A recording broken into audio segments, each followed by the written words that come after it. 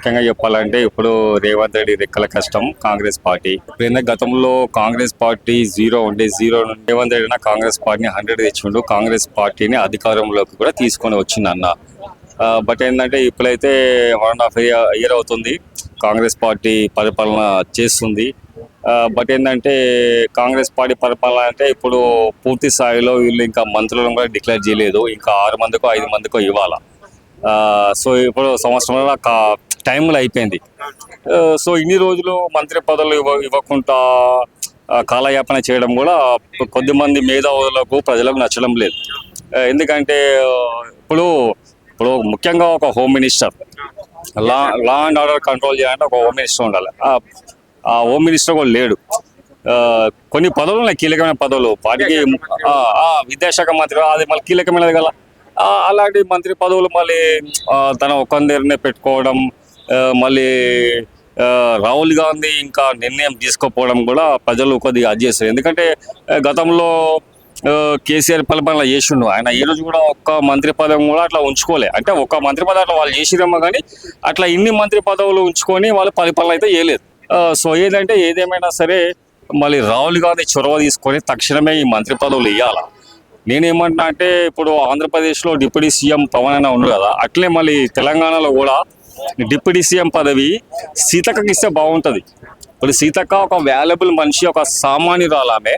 ఆమె పవన్ అన్న ఎట్లయితే గిరిజన ప్రాంతాలకు తిరిగి వాళ్ళ సమస్యలు తెలుసుకొని వాళ్ళకి చెప్పులు లేకుండా చెప్పులు అందించిన కదా, అలాంటి గొప్ప లక్షణాలు సీతక్క దగ్గర ఉన్నాయి. అంటే ఆమె కూడా ఒక గిరిజన ప్రాంతానికి చెందిన బిడ్డ, అట్టడుగు వర్గానికి చెందిన ఆమెనే.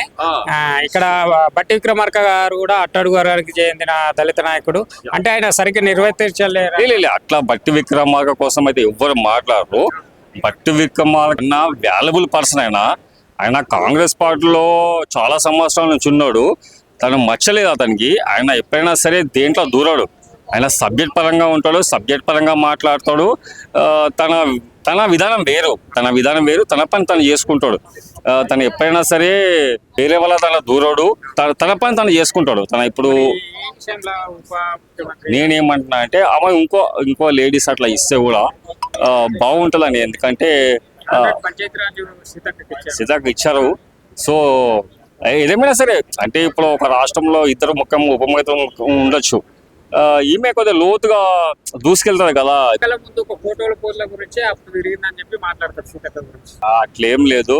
తను లాక్డౌన్ సమయంలో కూడా చాలా కీలక ప్రాంతాలకు వెళ్ళింది ఆమె. ఎందుకంటే చాలా కొన్ని కిలోమీటర్లు కాలినడకనో లేకనో ఏదో మొత్తానికైతే వెళ్ళి ఆమె సహాయం చేసింది. ఆమె సాయం చేయడంలో ముందుంటుంది. ఏదేమైనా సరే ఫ్యూచర్లో ఏమైనా జరిగితే ఆమెకు ఒక మంచి అవకాశం ఇవ్వాలి. ఆమెకు 6 గ్యారెంటీలు కాదన్నా, 6 మంది మంత్రి పదవులే ఆపిపెట్టిరాలు.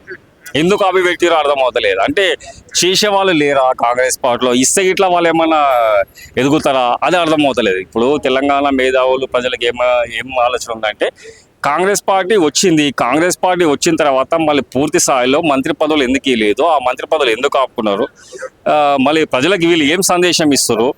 మీరు చెప్పండి. మళ్ళీ విద్యాశాఖ కీలకమైనది కదా, హోమ్ మినిస్టర్ కీలకమైనది కదా, మళ్ళీ ఈ మంత్రి పదవులు ఎందుకు ఇవ్వాలి? కేసీఆర్ ప్రభుత్వం ఉన్నప్పుడు కుటుంబ పాలన మొత్తం వాళ్ళ కుటుంబ సభ్యులే, హరీష్ రావు గారి, కేటీఆర్ కానీ, కవిత గారు కానీ, సంతోష్ రావు గారు కానీ అందరూ రావుల పాలన, విలమ పాలన, కుటుంబ పాలన అయిపోయింది. ఇప్పుడేమో రెడ్ల పాలన అయిపోయిందని మాట్లాడుతున్నారు. ఇప్పుడు ఒక మాట చెప్తే ఏంటంటే ఇక మేము అట్లా వ్యతిరేకంగా మాట్లాడము ఎవరితోని.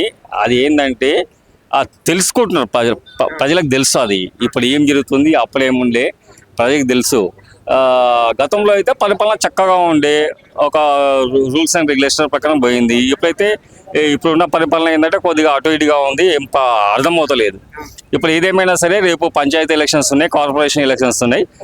అప్పుడు తెలుస్తుంది పరిపాలన ఏ విధంగా ఉంది, ప్లస్లో ఉందా మైనస్లో ఉందా తెలుస్తుంది. మళ్ళీ జిహెచ్ఎంసీ ఎలక్షన్స్ ఉన్నాయి, అప్పుడు పూర్తి స్థాయిలో తెలుస్తుంది. ఆ తర్వాత ఇట్లాగో మళ్ళీ సీఎం ఎలక్షన్స్ వస్తే అప్పుడు అసలైన ఎలక్షన్స్ అప్పుడు తెలుస్తుంది పబ్లిక్. ఇంకా 3-4 రోజుల్లో ఇక్కడ వరంగల్లో పెద్ద ఎత్తున రజతోత్సవం సభ పెడుతుంది బీఆర్ఎస్. ఏ విధంగా ఉండబోతుంది? టీఆర్ఎస్ పార్టీ ఏ జరిపినా ఒక ఉత్సవం లాగా చేస్తారు. వాళ్ళు ఒక పండుగ వాతావరణం ఉంటుంది. గత 2001 నుంచి ఇప్పటి వరకు కూడా వాళ్ళు ఏ కార్యక్రమం నిర్వహించినా ఫుల్ఫిల్గా సక్సెస్ చేస్తారు. వాళ్ళు గతంలో ఏంటంటే రసమయ్య బాలకృష్ణ అన్న ఇప్పుడు మంచి పాటలు పాడిండు ఈ 25 years సెలబ్రేషన్ కోసం.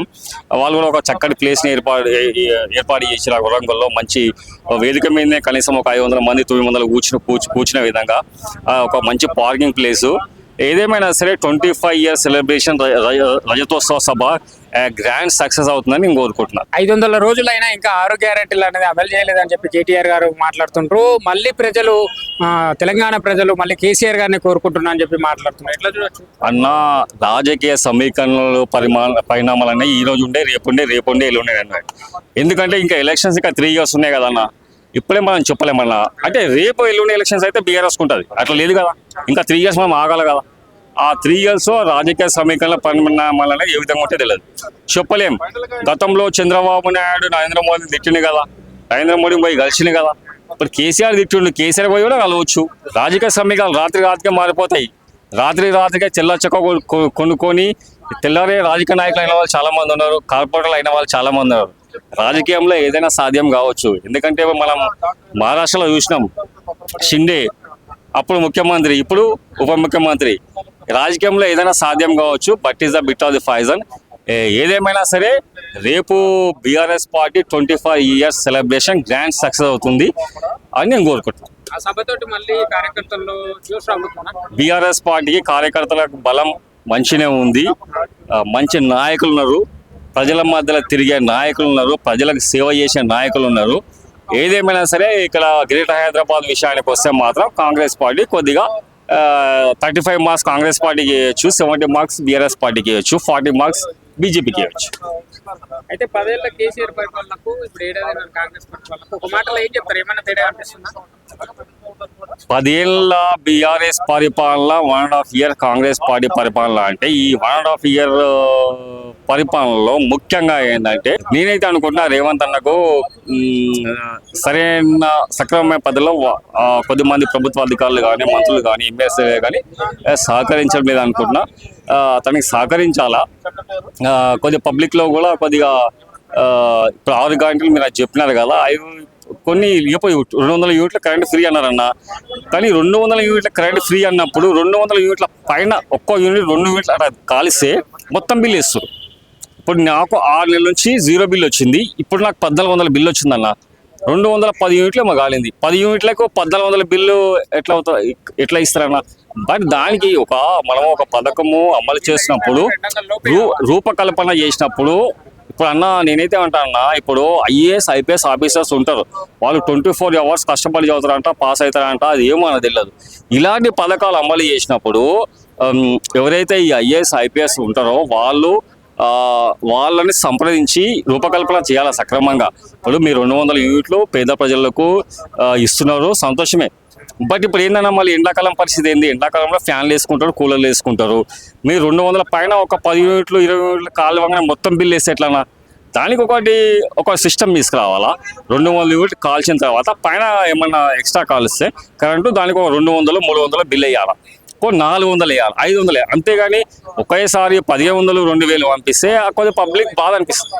ఎందుకంటే అదే మాకు 6 నెలలు 0 బిల్లు వచ్చింది, ఈ నెలలో 1500 బిల్లు వచ్చింది, కట్టాలంటే వాళ్ళు కొద్దిగా ఇబ్బందిగా ఉంటుంది. దీన్ని కొద్దిగా IASలు IPSలు భేదాలు దీన్ని ఆలోచించి చెప్తున్నా అన్న. ఇప్పుడు ఏంటంటే ఇది మాత్రం ఈ ఏప్రిల్ కరెంట్ బిల్లు విషయంలో కొద్దిగా రాష్ట్ర ప్రభుత్వం పేద ప్రజలకు తగ్గించే ఏర్పాటు చేయాలి. వాళ్ళు ఈ నెల బిల్లు కట్టకుండా వాళ్ళ కరెంట్ మాత్రం కట్ చేయదని నేను కోరుతున్నాను.